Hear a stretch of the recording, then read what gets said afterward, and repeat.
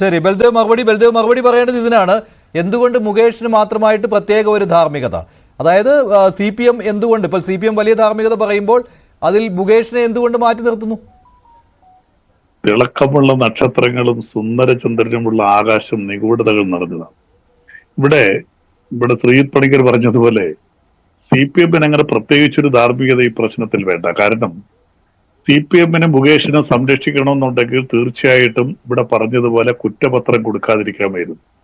Police അന്വേഷിക്കുന്ന ഉദ്യോഗസ്ഥനെ വിളിച്ച് റഫർ എഴുതി തള്ളുക എന്ന് പറയും. ഒരു കാര്യം പറയും, ഇന്ന് കൊല്ലം കോടതിയിൽ നിന്ന് തെക്കുംപാം പോലീസ് സ്റ്റേഷൻ ക്രൈം 10/52/25 ഒരു പ്രതിക്ക് ഞാൻ ജാമ്യം ഇട്ടു. പോക്സോ കേസിലെ പ്രതിയാണ്. 3456 ഞാൻ പ്രായപൂർത്തിയാത്ത പെൺകുട്ടിയെ റേപ്പ് ചെയ്തു. അവൻ ജയിലിൽ നിന്ന് പുറത്തിറങ്ങി നേരെ എന്റെ വീട്ടിൽ വന്നിട്ട് ആണയിട്ട് പറയുകയാണ്, ഞാൻ ഈ പെൺകുട്ടിയെ ഒന്നും ചെയ്തിട്ടില്ല, പെൺകുട്ടി എന്നെ ചതിക്കുകയായിരുന്നു. അപ്പൊ ഇത് എന്താ 30 ദിവസം ആ ചെറുപ്പക്കാരൻ ജയിലിൽ കിടന്നു. അപ്പൊ ഒരു പെൺകുട്ടി ഇങ്ങനെ ഒരു മൊഴി പറഞ്ഞു കഴിഞ്ഞാൽ അതിന്റെ യാഥാർത്ഥ്യം എന്താണെന്ന് ഇപ്പോഴത്തെ പോക്സോ നിയമം അനുസരിച്ച് നോക്കുന്നില്ല. പ്രായപൂർത്തിയാത്ത പെൺകുട്ടി, പ്രായപൂർത്തിയായ പെൺകുട്ടിയായപ്പോൾ നാളെ പറയുകയാണ് ഇന്നാരെന്റെ ബലാത്സംഗം ചെയ്തു അല്ലെങ്കിൽ എന്ത് ചെയ്യുന്നു പറഞ്ഞാൽ കേസ് നേരെ പോലീസ് കേസെടുക്കുകയാണ്. അങ്ങനെ ഒരു നിയമം നമ്മുടെ നാട്ടിൽ ഇപ്പൊ നിലനിൽക്കുകയാണ്. ആ ചെറുപ്പക്കാരൻ ഇത് കരയുകയാണ്, ഞാനൊന്നും ചെയ്തിട്ടില്ലായിരുന്നു. അപ്പൊ ഇത് നിരവധി കേസുകൾ ഇങ്ങനെ നാട്ടിൽ സംഭവിക്കുന്നുണ്ട്.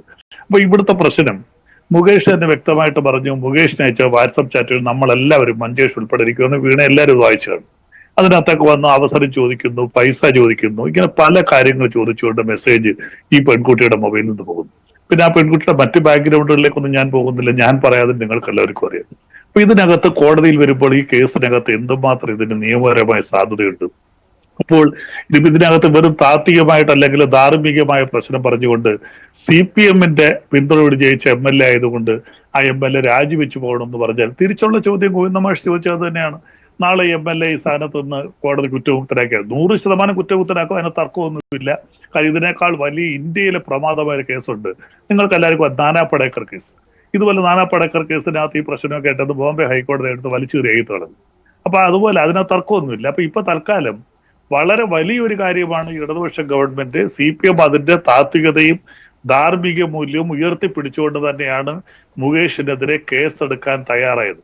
ഇവിടെ നിരവധി കേസുകളുണ്ട്, ഞാൻ അതിലേക്കൊന്നും പോകുന്നില്ല. ഒരു FIR പോലും രജിസ്റ്റർ ചെയ്യാത്ത ഇന്ത്യയിൽ നിരവധി കേസുകളുണ്ട്. ഇന്ത്യയിൽ ആദ്യമായിട്ട് ഒരു MLA പോക്സോ കേസിൽ പ്രതിയായത് 2017 ജനുവരി മാസത്തിലാണ്. ആ MLAക്കെതിരെ UP-യിലാണ് കുൽദീപ് സിംഗ്. ആ MLAക്കെതിരെ കേസെടുക്കാൻ അലഹബാദ് ഹൈക്കോടതി 1.5 വർഷം കഴിഞ്ഞ് ഇടപെടേണ്ടി വന്നു. ഒരു FIR പോലും രജിസ്റ്റർ ചെയ്തില്ല. ആ പെൺകുട്ടി പ്രായപൂർത്തിയാത്ത പെൺകുട്ടിയെ ബലാത്സംഗം ചെയ്തിരിക്കും. ഞാൻ രാഷ്ട്രീയത്തിലേക്ക് ഒന്നും പോകുന്നില്ല, BJP-യുടെയോ കോൺഗ്രസിന്റെ കാര്യമൊന്നും ഞാൻ പറയുന്നില്ല. അപ്പം ആ ധാർമ്മികത ഒന്നും വെക്കാതെ ആ പെൺകുട്ടി പരാതി കൊടുത്തപ്പോൾ തന്നെ FIR എടുക്കുന്നു, അതിനകത്ത് കുറ്റപത്രം കൊടുക്കുന്നു, കേസ് കോടതിയിൽ വരട്ടെ. ആ കുറ്റപത്രം നമ്മുടെ ഒരു നിയമവ്യവസ്ഥ എന്താ? എനിക്കെതിരെ ഒരു കേസ് വന്നാൽ ഒരു കോടതി ഞാൻ കുറ്റവാളിയാണെന്ന് കണ്ടെങ്കിൽ മാത്രമേ ഞാൻ കുറ്റവാളിയാകും. അത് ശരിയായ കാര്യമാണ്, അത് വളരെ കൃത്യമായ കാര്യമാണ്. അത് മാത്രമല്ല ശിക്ഷാ കാലയളവ് കൂടി നോക്കിയിട്ട് രാജിവെക്കാനുള്ള ജനപ്രതിനിധികൾ രാജിവെക്കേണ്ടതുള്ളൂ. പക്ഷെ ഇവിടെ അങ്ങനെ അല്ലല്ലോ ശ്രീ ബൽദേവ് സച്ചിദാനന്ദൻ. മുകേഷ് എന്ന് പറയുന്ന ഒരു ജനപ്രതിനിധിയാണ്, അത് CPM MLA ആണ്. CPM ഉയർത്തിപ്പിടിക്കുന്ന ധാർമ്മികത പെട്ടെന്നൊരു ദിവസം ഇല്ല, കേസിൽ മുകേഷ് കുറ്റവാളി അല്ല എന്ന് പാർട്ടിക്ക് സ്വയം ബോധ്യപ്പെടുന്നു. അതായത് പാർട്ടി കോടതിയാണ് ഇപ്പോൾ കോടതിക്കാണ് ബോധ്യപ്പെട്ടിരിക്കുന്നത്, പാർട്ടി കോടതിക്കാണ് ബോധ്യപ്പെട്ടിരിക്കുന്നത് കുറ്റവിമുക്തനായി തന്നെ വരുമെന്ന്. അല്ല പിന്നെ ആർക്കാണ്? കോടതിയുടെ മുന്നിലുള്ള കാര്യമല്ലേ ഇത്?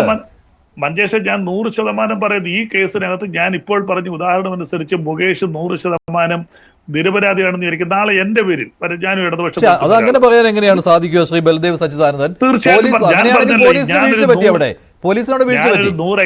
ഞാനൊരു 100 എക്സാമ്പിൾ തരാം. ഇതുപോലെ നിരപരാധികളായിട്ടുള്ള എത്രയോ പേരുടെ പേരിൽ ഇങ്ങനെയുള്ള സ്ത്രീപീഡനം ഏറ്റവും അങ്ങനെയാണെന്ന് വെച്ച് മുകേഷിന്റെ കാര്യത്തിൽ താങ്കൾ ഒരു പ്രജുഡൈസ് ആയിട്ട് ചിന്തിക്കുമ്പോൾ അത് CPM അങ്ങനെയാണ്. കാരണം മുകേഷ് കുറ്റവാളി അല്ല എന്ന് നേരത്തെ തന്നെ പ്രഖ്യാപിച്ചിരിക്കുകയാണ്. എന്നിട്ട് സ്ത്രീപക്ഷത്താണ് ഞങ്ങൾ എന്ന് പറഞ്ഞുകൊണ്ട് സ്ത്രീപക്ഷത്താണ് ഞങ്ങൾ എന്ന് പറഞ്ഞുകൊണ്ട് ഇതാ ഞങ്ങളുടെ പോലീസാണ് അന്വേഷിച്ചത്, ഞങ്ങളുടെ പോലീസാണ് കുറ്റപത്രം നൽകിയത് എന്ന് മേനി പറയുകയും ചെയ്യും. അല്ല, ഒരു പെൺകുട്ടി ഒരു കുറ്റം ആരോപിച്ചു അല്ലെങ്കിൽ എന്നെ പീഡിപ്പിച്ചു എന്ന് പറഞ്ഞാൽ ഉടനെ അതിനകത്ത് എന്തെങ്കിലും യാഥാർത്ഥ്യമുണ്ടോ? ഇതിനകത്ത് എന്തൊക്കെയാണ് തെളിവുകൾ? കുറ്റപത്രം കൊടുക്കുന്നത് വേറെ കാര്യമാണ്, ഇത് കോടതിയാണ് തീരുമാനിക്കുന്നത്. കുറ്റപത്രത്തിനകത്തുള്ള സാധ്യത, ആ കുറ്റപത്രം കോടതി അംഗീകരിക്കണം. ആ കുറ്റപത്രം വായിച്ച അതിനകത്ത് കോടതിക്ക് കുറ്റപത്രം തള്ളിക്കളയാനൊക്കെ ഉള്ള അധികാരം കോടതിക്കുണ്ട്, ശരിയല്ലെന്നുണ്ടെങ്കിൽ ആ കോടതിയാണ് തീരുമാനിക്കുന്നത്. അപ്പൊ ഇവിടെ വെറുതെ ഒരു ആരോപണം വന്നു കഴിഞ്ഞാൽ ഇവിടെ സിദ്ദിഖിന്റെ പ്രശ്നം നമുക്ക് വന്നില്ല. സിദ്ദിഖ് കോൺഗ്രസ്സുകാരനാണ്. സുപ്രീം കോടതി എന്താ പറഞ്ഞത്? ഈ 15 വർഷമായിട്ട് ഈ പെൺകുട്ടി, അത് റേപ്പാണ്.